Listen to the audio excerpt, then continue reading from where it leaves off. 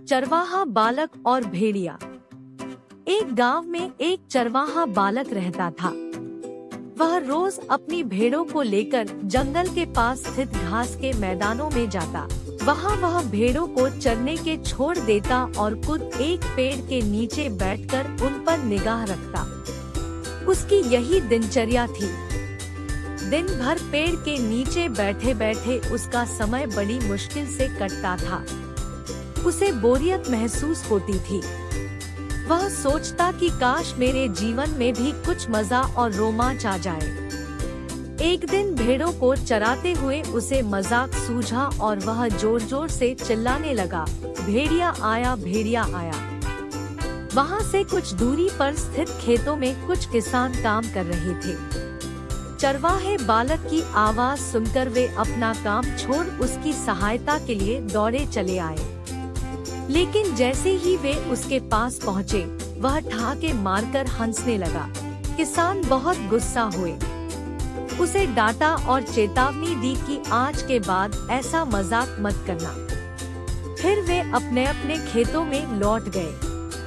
चरवाहे बालक को गांव के किसानों को भागते हुए अपने पास आता देखने में बड़ा मजा आया। उसके उनकी चेतावनी को गंभीरता से नहीं लिया। अगले दिन उसे फिर से मस्खरी सूझी और वह फिर से चिल्लाने लगा, भेड़िया आया, भेड़िया आया।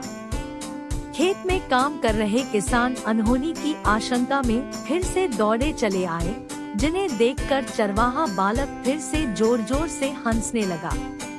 किसानों ने उसे फिर से डांटा और चेतावनी दी, लेकिन उस पर इसका कोई असर नहीं हुआ।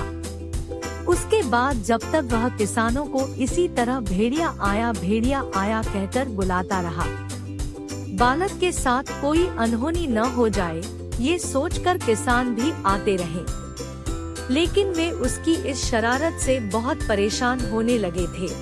एक दिन चरवाहा बालक पेड़ की छाया में बैठकर बांसुरी बजा रहा था कि सच में एक भेड़िया वहां आ गया। वह सहायता के लिए चिल्लाने लगा, भेड़िया आया, भेड़िया आया। लेकिन उसकी शरारतों से तंग आ चुके किसानों ने सोचा कि आज भी ये बालक उन्हें परेशान करने का प्रयास कर रहा है, इसलिए वे उसकी सहायता करने नहीं गए। भेड़िया उसकी कुछ भेड़ों को मारकर खा गया।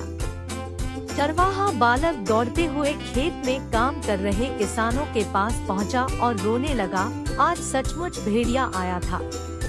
वह मेरी कुछ भेड़ों को मारकर खा गया। किसान बोले, तुम रोज हमारे साथ शरारत करते हो, हमें लगा कि आज भी तुम्हारा इरादा वही है। तुम हमारा भरोसा खो चुके थे, इसलिए हम में से कोई तुम्हारी मदद के लिए नहीं आया। चरवाहे बालक को अपनी गलती का एहसास हुआ और उसने प्रण लिया कि वह फिर कभी झूठ नहीं बोलेगा और दूसरों को परेशान नहीं करेगा। सीख: बार बार झूठ बोलने से लोगों के विश्वास पर चोट पहुंचती है और उनका विश्वास टूट जाता है। किसी का विश्वास पात्र बनना है तो हमेशा सच्चाई के साथ रहिए।